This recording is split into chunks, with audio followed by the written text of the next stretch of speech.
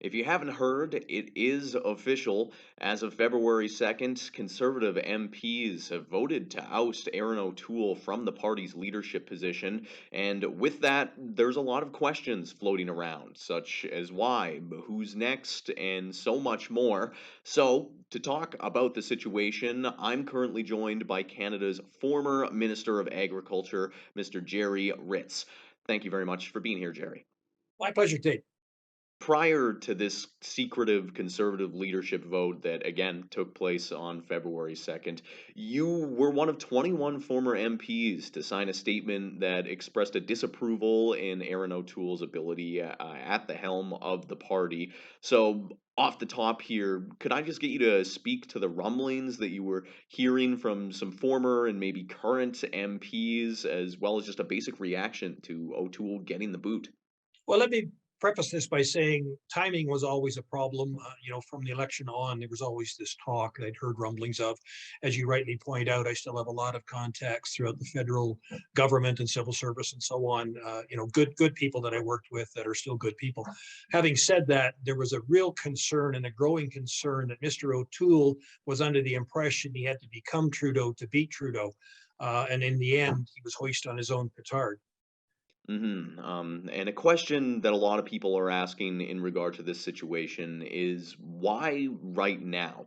So, would you say that this is something that's been building up over a longer period of time, or is it more the result of recent happenings? Sure. Yeah. No, it's been building since just before the election, all through the election writ, as Mr. O'Toole mused about policies that were not the party status or the ones that the caucus had agreed on, and started talking in different terms about the carbon tax, about firearms registries, and of course the latest was the truckers convoy in Ottawa. Whether you agree with what they're doing or not, they have the right under Canadian law to do that.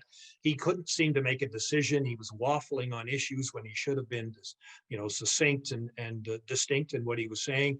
An opposition is there to do just that, oppose the way and how a government is doing things. And he seemed to be stumbling over that. As I said, he had the idea that somehow if he mimicked Mr. Trudeau, he could somehow replace him. He'd be, fondly remembered by everybody. And that does not work. If you are going to espouse conservative values, then you better stick with them. That's what the grassroots wants to see. And just one question before I let you go here. Less than 24 hours ago, Candice Bergen was named the interim leader of the party. But looking to the future, there are a lot of names being thrown out there in regard to party leader candidates. But from your perspective, or from what you're hearing, do you have any leading contenders? Well, at this point, I really don't know. I don't have a dog in that hunt, and nor will I.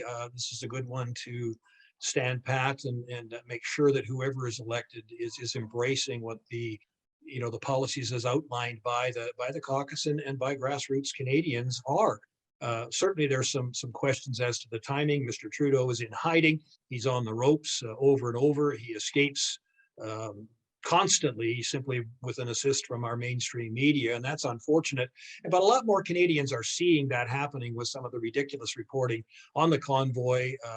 There's been a couple of arrests, but they were local Ottawa troublemakers. They weren't part of the convoy at all, but you didn't see that in the national media.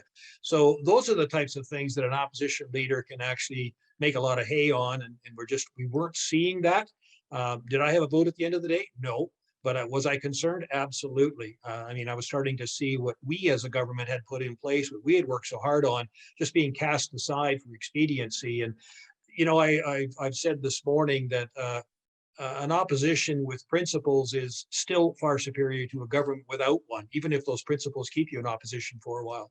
Thank you very much for your time. My pleasure, Tate. Anytime.